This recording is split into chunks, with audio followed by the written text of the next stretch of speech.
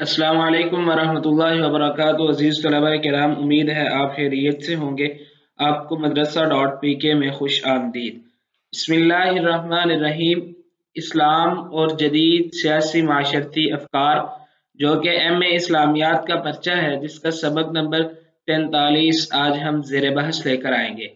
आज के सबक का उन्वान होगा अहम मुआशरती अदारा, और जो अहम मुआशरती इदारों में से चंद एक इदारे हैं, आगे हम उनके बारे में बात करेंगे।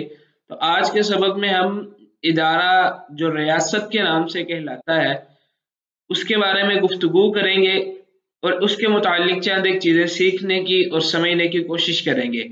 आज का सबक शुरू करने से कबल गुज़श्ता सबक का खुलासा दोहरा लेते हैं और ये जान लेते हैं कि गुज़श्ता सबक में हमने कौन सी चीज़ें पढ़ी थी।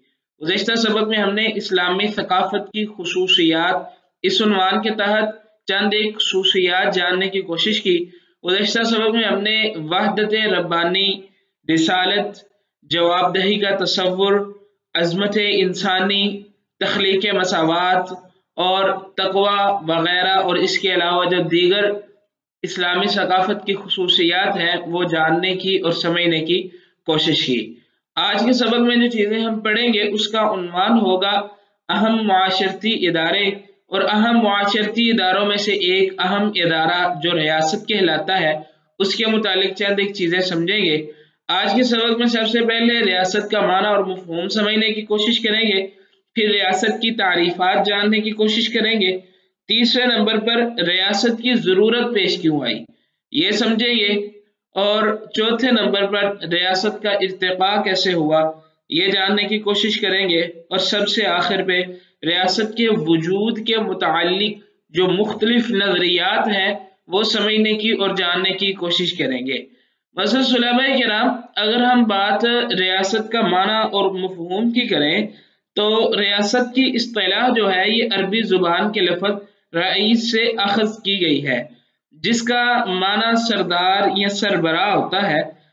बस रियासत के माना ऐसी मुआशरती तंजीम है जिसमें एक या एक से ज़्यादा अफराद की हाकिमाना सरबराही हो या हाकमियत कायम हो। यानी रियासत ऐसी जगह को और ऐसे इलाके को कहा जा सकता है जहाँ पे अफराद की हाकिमाना सरबराही या हाकमियत कायम हो।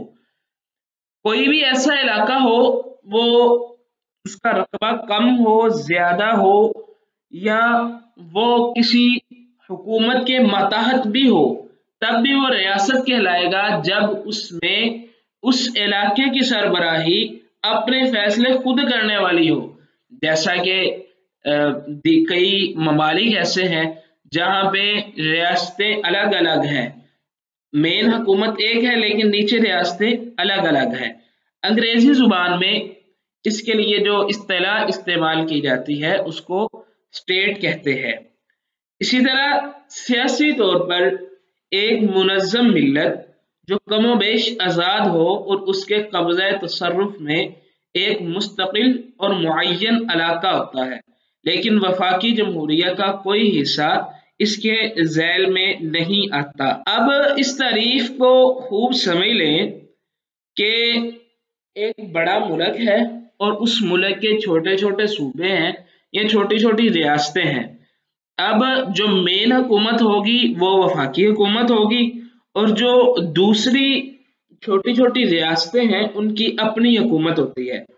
अब जहाँ पे अपनी हुकूमत है वो जो है रियासत कहलाती है, जैसे कि रियासत है मुत्तहिदा अमेरिका है, या भारत का कोई सूबा या उसकी कोई रियासत। इसी तरह कई एक और ममालिक भी हैं जहाँ पे ये रियासतों का तसव्वुर अब भी मौजूद है।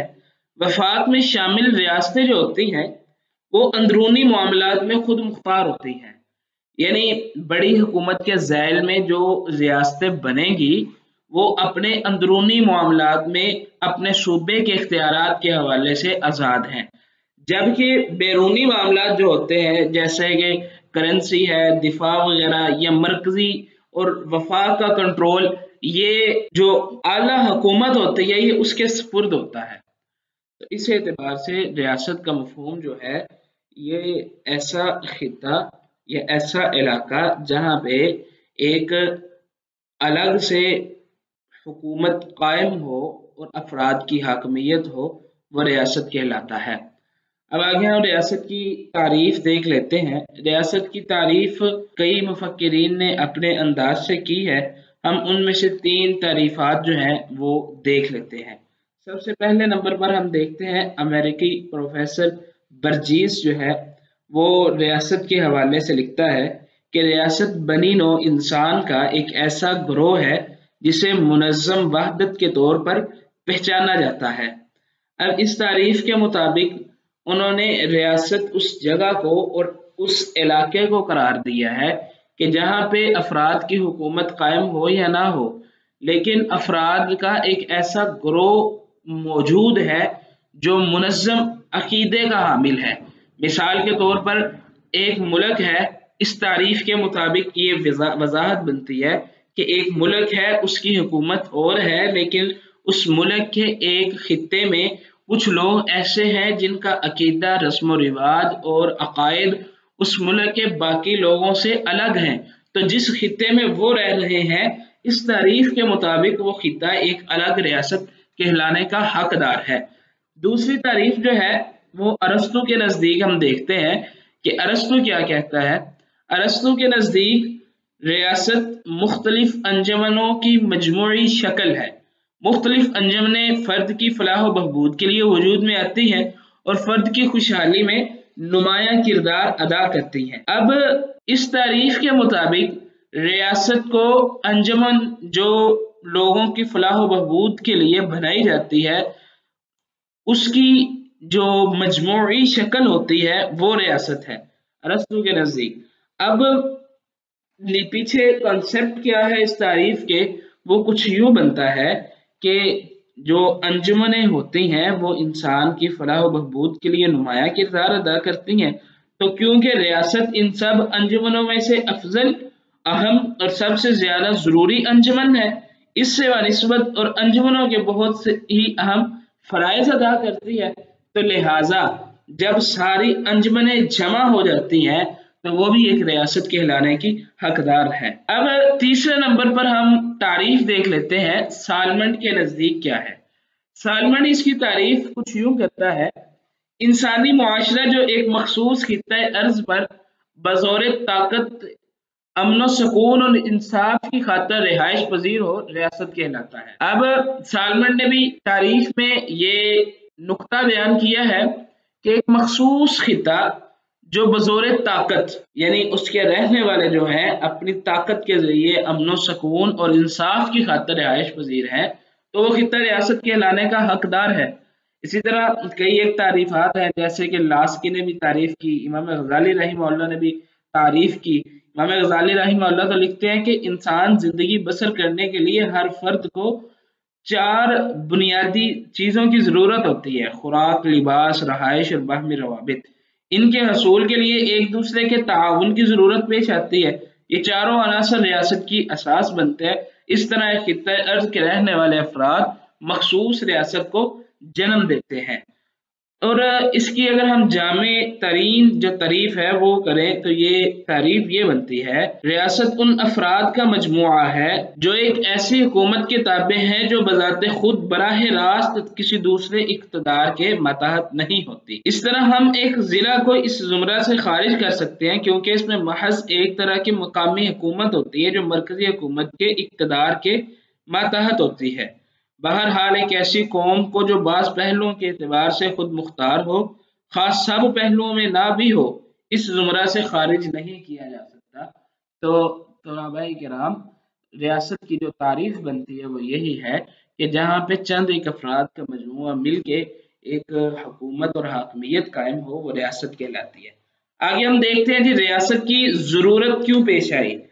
रियासत की ज़रूरत इसलिए पेश आई कि इज्तिमाई जिंदगी के नज़म को कायम करने के लिए एक कुव्वत काहिरा की ज़रूरत है, जिसे स्टेट या रियासत कहते हैं। अब इज्तिमाई जिंदगी को जब हम कायम करेंगे तो फिर कुव्वत काहिरा की ज़रूरत पेश आएगी। फिर किसी न किसी के लिए तो एक ऐसा हाकमियत और हुक्मरान या ऐसी पावर होनी चाहिए जो सबको कंट्रोल कर सकने वाला हो, हर किसी को उसका हक दिला सकने के काबिल हो। تو پھر جو قوت قاہرہ کی ضرورت ہوتی ہے اس ضرورت کو مد نظر رکھتے ہوئے افراد چند ایک کو حاکم بنایا جاتا ہے تو وہ اسٹیٹ یا ریاست کہلاتے ہیں۔ ریاست کی ضرورت اس لیے بھی پیش آتی ہے کہ جب انسان اجتماعی نسق میں رہتا ہے، اجتماعی نظم کو وہ اختیار کرتا ہے، تو کئی ایک معاملات زندگی ہیں جن میں پھر ریاست کی کسی تیسرے شخص کی ضرورت پیش آتی ہے، اور وہ تیسرا شخص جو ہے وہی ریاست کہلاتا ہے۔ وہ حکومت بھی ہو سکتی ہے، وہ عام افراد بھی ہو سکتے ہیں، وہ عدلیہ کے ججز بھی ہو سکتے ہیں۔ تو یہ ریاست کی ضرورت اس لیے پیش آتی ہے۔ آگے ہم دیکھتے ہیں کہ ریاست کا ارتقاء کیسے ہوا، ریاست کا جو وجود ہے اس کا ارتقاء پھر کیسے ہوا۔ مفکرین نے اس کے متعلق 3 ارتقائی مراحل لکھے ہیں۔ مفکرین اس بارے میں یہ لکھتے ہیں کہ ابتدائی طور پر تو لوگ اکیلے اور اکائی میں رہتے تھے، لیکن پھر مراحل سے گزرتے ایک منظم ریاست وجود میں آئی۔ مفکرین اس کے جو 3 مراحل لکھتے ہیں وہ مرحلہ وار کچھ یوں بنتے ہیں۔ نمبر 1، عہد رسم سازی۔ اس عہد میں ریاست عملی طور پر معدوم الوجود تھی۔ معدوم الوجود کا مطلب یہ ہے کہ اس کا کوئی وجود نہیں تھا، وہ عدم میں تھی، ابھی اس کو وجود نہیں ملا تھا۔ اس دور میں لوگ اکائی میں رہنا پسند کرتے تھے اور اکیلے اکیلے ہی رہتے تھے۔ دوسرا دور نزاعی عہد۔ اس عہد میں مختلف قبائل میں کشمکش ہوتی اور بالآخر ایک گروہ غالب آ جاتا جس سے ریاست کا آغاز ہوا۔ 2 قبائل میں کشمکش ہوئی، ایک غالب آ گیا، جو غالب آ گیا اس کی حکمرانی ہوگی، جو مغلوب ہوا وہ اس کے ماتحت ہو گیا۔ یہ نزاعی عہد تھا، یہ جس کا جب دل کرتا وہ کسی نہ کسی پہ حملہ کر دیتا، یہ ایسی صورتحال تھی۔ یہ دوسرا مرحلہ ہوا۔ تیسرا مرحلہ یہ ہے عہد بحث و تمہیز، وہ عہد جس میں حکومت کی تشکیل ہوتی ہے۔ یہ ہمارے دور کا مرحلہ کہہ لیں کہ اس میں عہد بحث و تمہیز ہے، باقاعدہ مشاورت ہوتی ہے، اس کے بعد ایک حکومت قائم کی جاتی ہے۔ تو یہ ریاست کے ارتقائی مراحل ہیں 3، جو مختلف ادوار پہ محیط اور مشتمل ہیں۔ جو تفصیل کا طالب ہے اس کے لیے چاہیے کہ وہ عمرانیات کی کتابوں کا مطالعہ کرے۔ آگے ہم دیکھتے ہیں جی ریاست کے وجود کے متعلق مختلف نظریات۔ اس سلسلے میں جو نظریات عام طور سے علم سیاست میں معروف ہیں ان میں سے سب سے پہلا نظریہ جو ہے وہ معاہدہ عمرانی ہے، جس کو انگریزی میں سوشل کانٹریکٹ کہتے ہیں۔